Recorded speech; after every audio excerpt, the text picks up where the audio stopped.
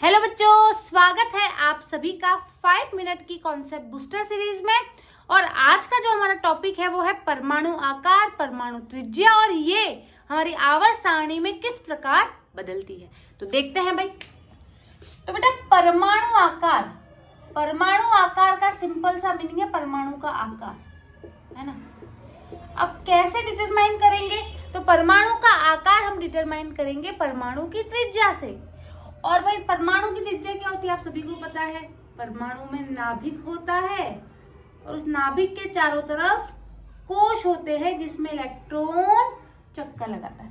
तो परमाणु के नाभिक से बाह्यतम कोश की दूरी परमाणु त्रिज्या कहलाती है। इस नाभिक से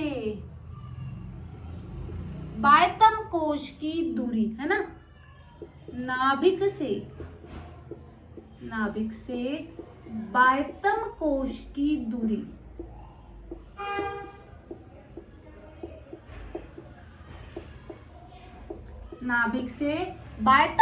की दूरी परमाणु त्रिज्या कहलाती है। क्या कहलाती है? परमाणु त्रिज्या।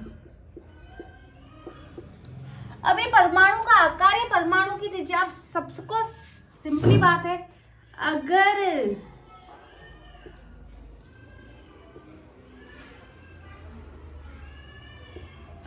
त्रिज्या बड़ी हुई तो परमाणु का आकार भी बड़ा होगा और त्रिज्या छोटी हुई तो परमाणु का आकार भी छोटा होगा।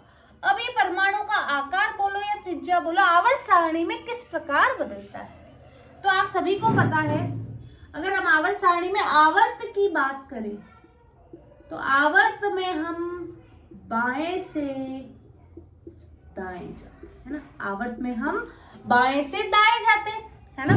अगर हम बात करें तीसरे आवर्त की बात करें तो यहाँ पर जैसे सोडियम आता है यहाँ पर क्लोरीन आता है ना। अब क्या होता है, जैसे जैसे हम बाएं से दाएं जाते हैं धनावेश बढ़ता है। क्यों बढ़ा धनावेश क्यों बढ़ा भाई? क्योंकि बाएं से दाएं जाने पर प्रोटॉनों की संख्या बढ़ती है और आप सभी को पता है प्रोटॉन क्या है? धनावेश है जो परमाणु के नाभिक में पाया जाता है। अब आप सभी को पता है कि ये जो प्रोटॉन है वो इलेक्ट्रॉन को आकर्षित करता है। प्रोटॉन क्या करता है? इलेक्ट्रॉन को आकर्षित करता है। प्रोटॉन का क्या काम है? इलेक्ट्रॉन को आकर्षित करना, क्योंकि प्रोटॉन पर प्लस चार्ज है और इलेक्ट्रॉन पर माइनस चार्ज है। तो जैसे जैसे हम आवर्त सारणी के आवर्त में बाएं से दाएं जाते हैं प्रोटॉन की संख्या बढ़ती जाती है और प्रोटॉन की संख्या बढ़ने के कारण धनावेश बढ़ता है। ये धनावेश इलेक्ट्रॉन को अपनी तरफ आकर्षित करता है। आप सभी को पता है कि अगर धनावेश बढ़ेगा तो इलेक्ट्रॉनों को अपनी तरफ आकर्षित करने की जो क्षमता है वो भी तो बढ़ेगी। अगर ज्यादा आदमी किसी चीज को खींचेंगे तो ऑब्वियसली बात है वो ज्यादा खींच पाएंगे, है ना। मान लो एक रस्सी को एक आदमी खींच रहा है और मान लो उसी रस्सी को 10 आदमी खींच रहे हैं। अगर 10 आदमी खींचेंगे तो ज्यादा ही खींच पाएंगे। तो सिमिलरली प्रोटॉनों की संख्या बढ़ती है तो इलेक्ट्रॉन पे जो आकर्षण लग रहा है वो भी बढ़ता है। तो इसी वजह से इलेक्ट्रॉन नाभिक की तरफ खींचा जाता है और इसीलिए आवर्त में बाएं से दाएं जाने पर परमाणु का आकार छोटा होता जाता है, क्योंकि इलेक्ट्रॉन, आपको पता है इस कोश में इलेक्ट्रॉन है। अब इलेक्ट्रॉन क्या है? नाभिक की तरफ खींचे जा रहे हैं तो आपका परमाणु का आकार छोटा होता है, क्योंकि नाभिक में प्रोटॉन है। ये प्रोटॉन इस इलेक्ट्रॉन को खींच रहा है। तो आवर्त सारणी में आवर्त में बाएं से दाएं जाने पर धनावेश बढ़ता है, प्रोटॉन बढ़ते हैं, जिसकी वजह से इलेक्ट्रॉन पर लगने वाला आकर्षण बल बढ़ता है। इलेक्ट्रॉन नाभिक की तरफ ज्यादा खींचा जाता है और इसीलिए परमाणु का आकार या परमाणु की त्रिज्या छोटी होती चली जाती है जब हम आवर्त में बाएं से दाएं जाते हैं। ऑब्वियसली यहाँ पर भी इलेक्ट्रॉन है और ये भी इलेक्ट्रॉन है। इस इलेक्ट्रॉन के बीच में प्रतिकर्षण बल भी होगा। इलेक्ट्रॉन के मध्य प्रतिकर्षण होता है।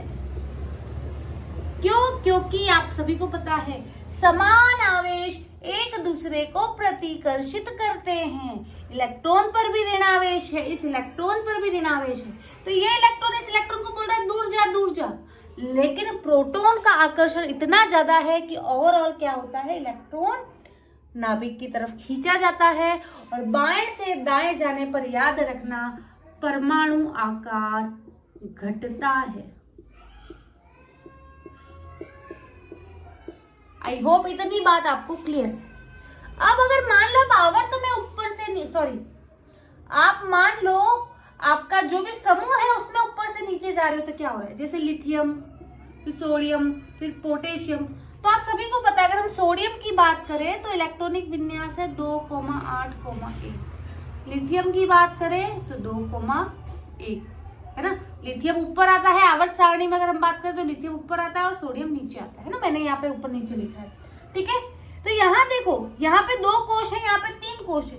ऊपर से नीचे जाने पर कोशों की संख्या बढ़ रही है, मतलब ऑब्वियसली नाभिक से इलेक्ट्रॉन दूर जा रहा है तो परमाणु आकार बढ़ता है। तो हमने क्या सीखा कि अगर हम आवर्त सारणी में बाएं से दाएं जाए तो परमाणु आकार कम होता है, लेकिन अगर हम आवर्त सारणी में ऊपर से नीचे जाएं तो परमाणु आकार बढ़ता है। आई होप आपको क्लियर है। रीजन क्या है वो भी मैंने आपको बताया। क्लास को लाइक जरूर करें, शेयर जरूर करें। यूट्यूब पे नए हैं तो सब्सक्राइब के बिना ना जाए। मिलते हैं नेक्स्ट क्लास में, तब तक के लिए बाय बाय, टेक केयर।